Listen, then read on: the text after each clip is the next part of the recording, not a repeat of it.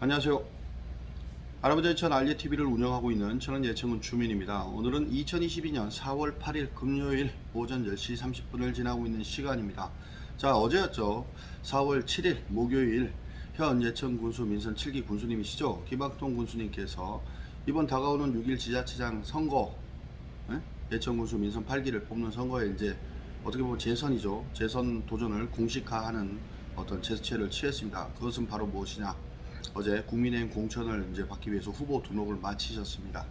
자, 어찌 보면은 전 예천 부군수님이시죠. 김상동 부군수님과 현 민선 7기 김학동 군수님 두 분밖에 드러나 있지 않은 후보군 속에서 어떻게 보면은 이 국민의힘 공천권이 예천 그 민선 8기 군수직에 어떤 큰 사활을 걸었다. 이 결정권이 어떻게 보면 본투표에 가기 전 이 경선이 국민의힘 공천권이 모든 것을 민심의 항배를 결정지을 수도 있다라는 조심스러운 생각을 해봅니다.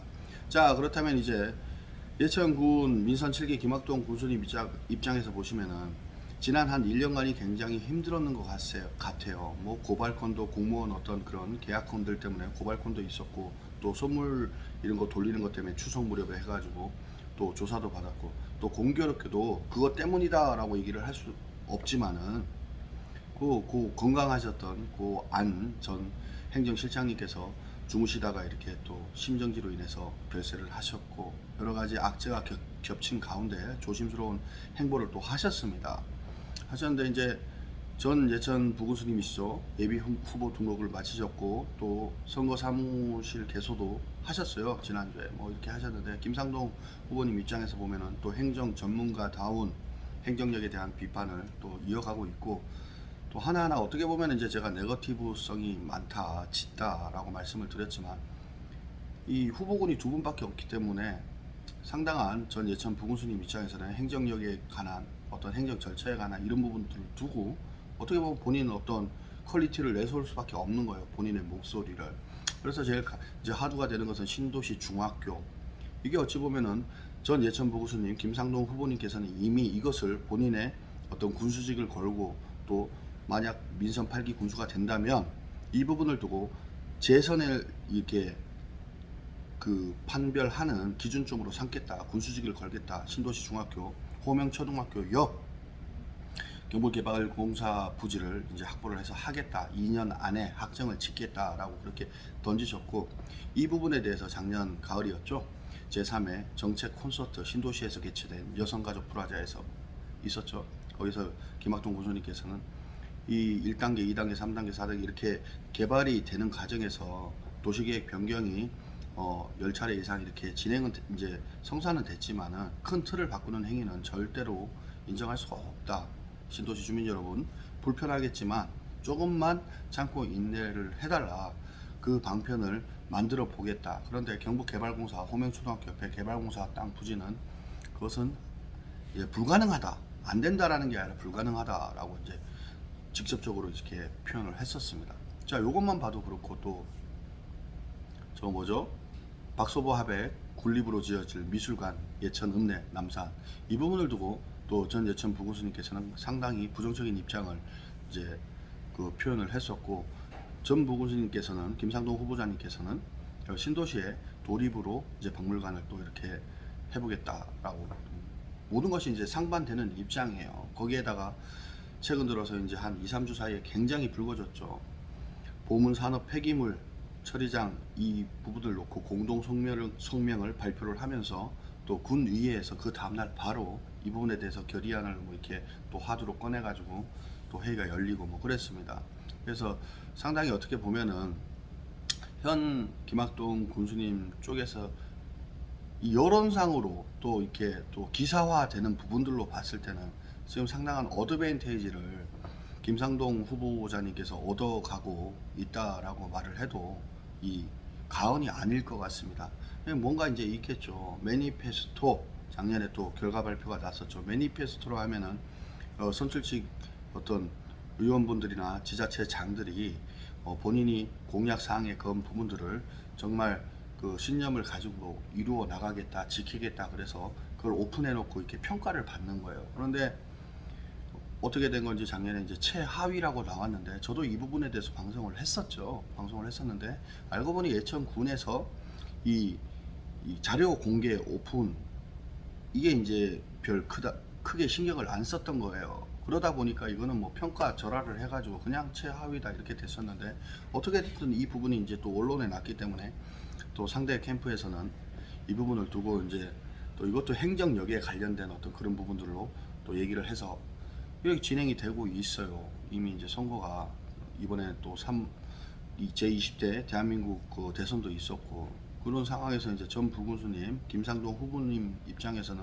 상당히 자기 자신을 알릴 기회가 많았다. 왜 국민의힘 경북도당 부위원장을 이제 하고 계셨기 때문에. 그런데 이제 형 김학동 군수님께서는 어떤 상당한 어떤 여파가 있었죠. 사실상 왜 군 행정에 관련돼서 군정 운영에 관련돼서 각 그 무게감 있는 부서에서 고소 고발 건들이 들어오고 거기에 대해서 조사를 받게 되고 그것도 현직에 있는 그 공무원분들이 그랬다 하면은 그 부분은 곧 어떤 수장으로 예천 군이니까 군수의 어떤 그런 행정력 기반한 어떤 조직 관리 체계 운영 이런 부분에 대해서 상당한 지탄을 받을 수 있는 그런 뭐 직감적적인 일들이 많았습니다. 그러니까 이제는 이제 저는 눈여겨 보는 게 무엇이냐, 현 민선 이제 8기 군수직을 도전을 하는 현 군수님이시죠. 그 김학동 군수님께서는 과연 어떠한 공약을 내걸고 이제 작년부터 시작된 이 김상동 후보자님의 어떤 공약 사항들에 대해서 거기에 대해 상당한 반대되는 현 군정 운영에 반대되는 입장들이 많았는데 이 부분을 어떻게 할 것이냐, 직접적으로 이렇게 맞설 것이냐, 아니면 또 참신한 어떤 공약 사항, 실현 가능성 있는 정책들을 또 내세움으로써 또 민선 7기 군정 운영을 하면서 이어지는 사업이죠. 계속 사업들이 있을 거 아닙니까? 예산도 투입된 부분이 있었고 이 부분을 어떻게 해서 공약을 이제 대표 공약을 내세우고 진행을 할 것인가, 이 부분 또한 상당히 이제 기추가 주목이 됩니다. 아무튼 저는 그래요. 그러다 보니까 이제 이게 이제 소문만 무성했지 뭐 기자님께서도 뭐 집토끼, 산토끼에 대해서 본인이 운영하고 있는 밴드에서 벌써 작년부터 그런 얘기들이 있었습니다. 그냥 이 밴드 이제 회원들은 보면은 에이 이게 무슨 얘기야 뭐 이렇게 할 수도 있는데 상당히 이제 관심을 가지고 보는 입장에서는 아, 이 의미가 집토끼라 하면 뭡니까? 원래부터 있었던 내 식구들, 들토끼, 산토끼라 그러면은 원래 밖에 있었는데 이게 들어왔다 이런 의미 아니겠습니까? 자, 이렇게 되면 저는 또 심도 있게 보는 게 무엇이냐? 전 민선 7기 선거 때 김학동 군수님께서 승리를 했지만 그다지 큰 표 차이가 나지 않았어요. 왜냐, 공천을 받은 입장에서도 큰 득표율로 이긴 건 아니란 말이에요. 그때도 어떻게 보면은 신도시가 이제 갑작스럽게 이제 조성이 되고 인구가 이제 증가하기 시작하면서 신도시의 어떤 중심적인 역할을 한 부분도 있고 국민의힘 공천권을 받았지만 그 뭐 생각하는 것처럼 그렇게 큰 표 차이는 나지 않았습니다. 이 부분을 두고 그 지난 민선 7기 지자체장 선거를 할 때 그때 상대 측에 있었던 또 그 선거에 관련된 어떤 전략이라든가 어떤 캠프 운영에 대해서 그 노하우가 있는 그 운영 대책위원들을 어떤 부분에서 어떻게 또 섭렵을 할 건가, 이 부분도 상당한 어떤 무게감이 있는 어떤 그런 전략이 필요할 것 같습니다. 아무튼 전 예천 부군수님 김상동 예비 후보자님과 현 민선 7기 김학동 군수님께서의 빅매치가 이제 드디어 본격적으로 시작될 움직임이 보입니다. 국민의힘 공천권. 근데 이제 국민의힘 공천을 이제 하게 되면은 거기에 제가 알기로는 선거에 나오게 되면 공천에 이제 탈락을 하게 되면 공천에서 승리를 못하면 그 후보자 무소속이나 뭐 이런 걸로 못 나오게 된다라는 그런 뭐 조항들이 있다라고 제가 얘기를 들었어요. 정확하지는 않지만 그게 뭐 당연한 거 아니겠습니까? 근데 이 부분에 대해서 지난 민선 7기 때 그 18년도 선거에서 전 부군수님의 어떤 그런 행동들이 이번 공천권에서 얼마만큼의 또 영향을 미칠지 상당한 주민들의 어떤 입방아에 오르고 있습니다. 무엇이든 장점이 있으면 단점이 있고 어떠한 행동 하나는 그분에 대해서 부각이 될 수 있으면 부각이 되는 만큼 또 이전의 행위들이 또 그 발목을 잡는 그런 상황이 올 수도 있어요. 제일 중요한 게 그 상황으로 본다면은 이제 이번 20대 대통령 선거에서 윤석열 대통령 이제 대통령이 후보로 이제 국민의힘 공천을 받는 데 있어가지고 선정되는 데 있어가지고 홍준표 전 국민의힘 이제 당 대표님의 어떤 그런 부분들을 보면은 뭐 여러분들 아실 분들은 아실 거라고 생각을 합니다.